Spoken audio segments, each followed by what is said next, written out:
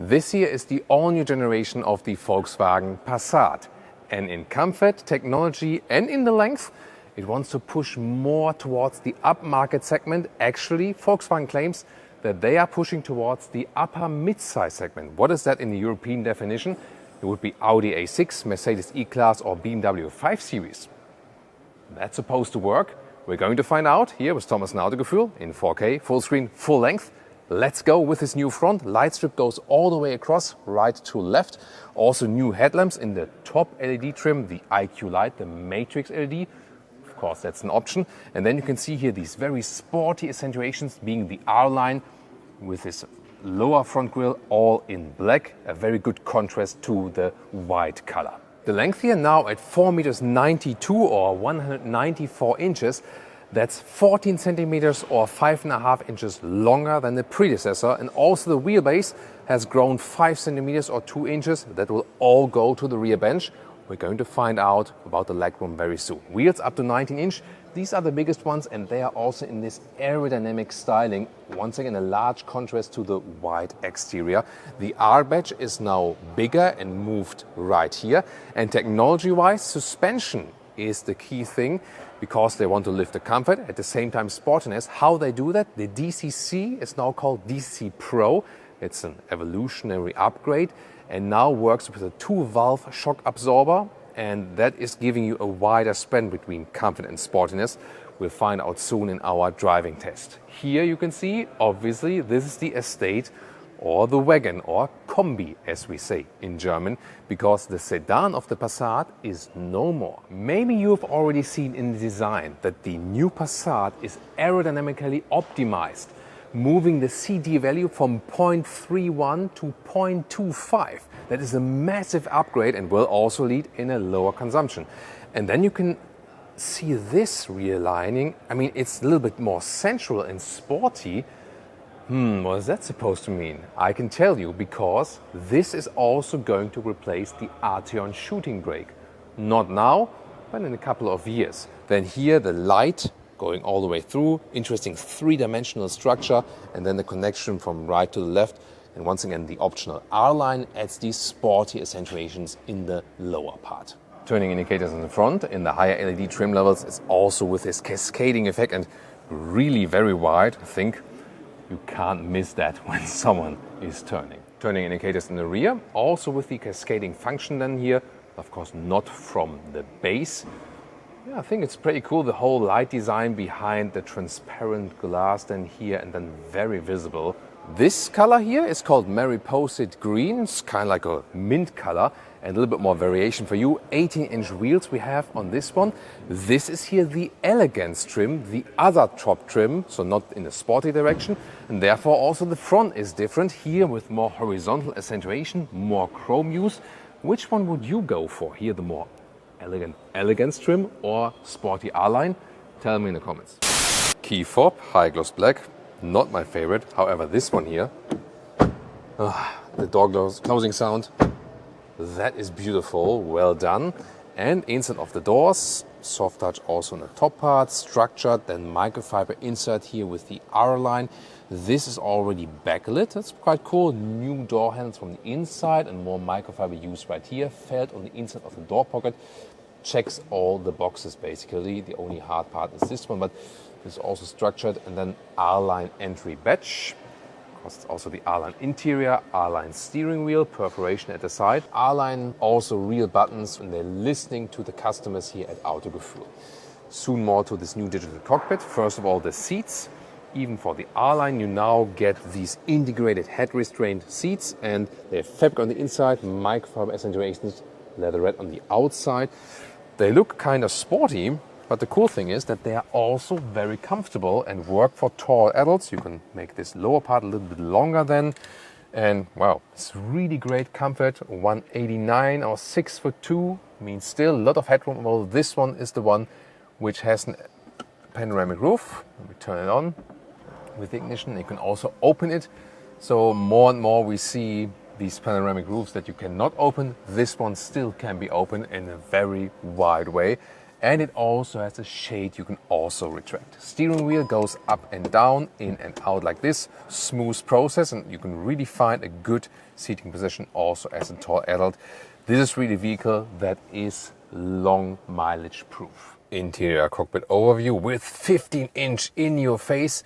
13-inch would be standard. This 15-inch screen an option. I've put Apple CarPlay here on there with Google Maps.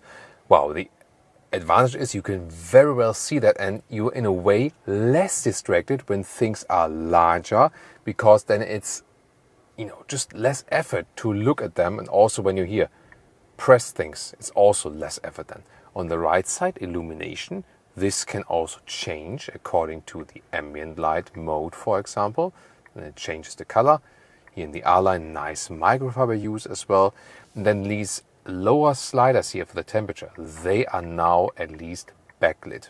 On the steering wheel, I once again enjoy these real buttons I can press, for example, also to change the view in the infotainment system, like this analog digital view or this dual view and so on. I'm not sure if you can see it yet, but here this digital instrument now features an anti-reflective coating. An important update, the Passat now gets a real head-up display projected into the windscreen, not like this separate plexiglass layer that was popping up before.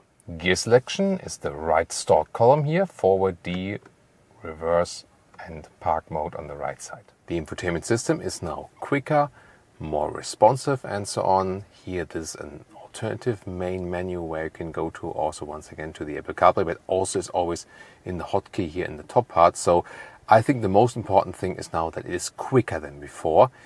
The massage seats can also be activated here, for example, or once again the climate unit up close. So I prefer real climate knobs. What about the voice assistant? Pressing the button at the steering wheel. I'm hot. Yeah.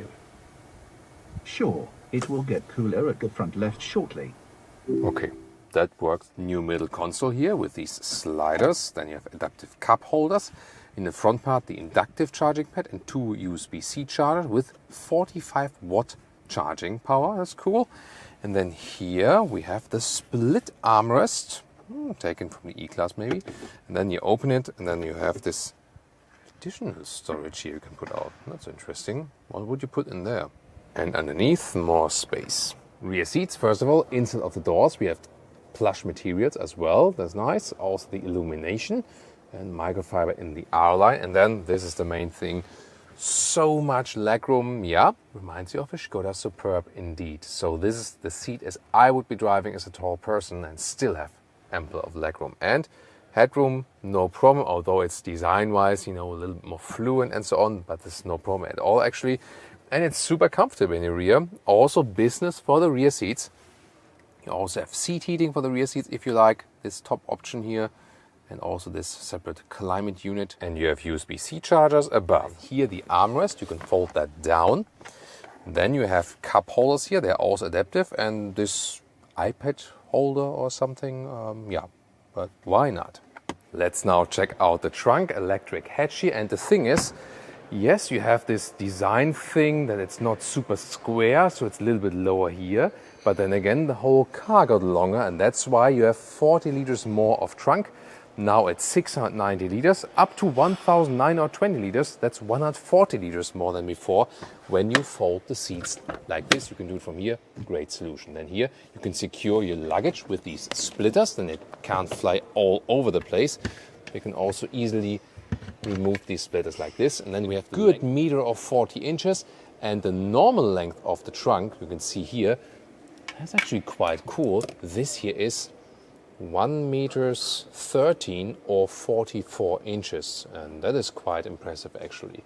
The total height, also important here, is 70 centimeters or 27 inches. Below here, more space, sound either, or then replacement tire and so on. And another important thing is you can also have the deployable towing hook right here, that you have to put it up yourself, and then when you want to put it away again, do it like this. And another premium feature, look at the cover here of the trunk. It's closing and opening, depending on you open and close the hatch. That's a very good feature actually. And thank you, Leah, for opening and closing that for us. Under the hood, we start with a 2-liter TDI, the typical salesman engine, long mileage and so on. 193 horsepower would be the top spec.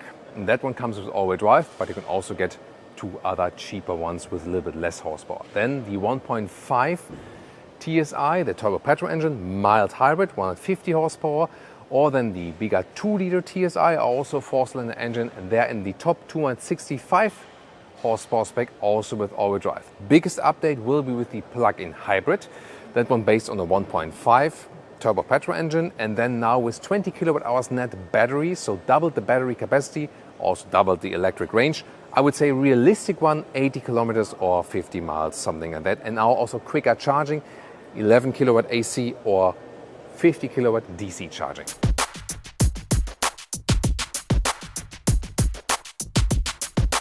So what do you think? Does it work to put the Passat more upmarket? More we can definitely find out with driving it soon, so stay subscribed.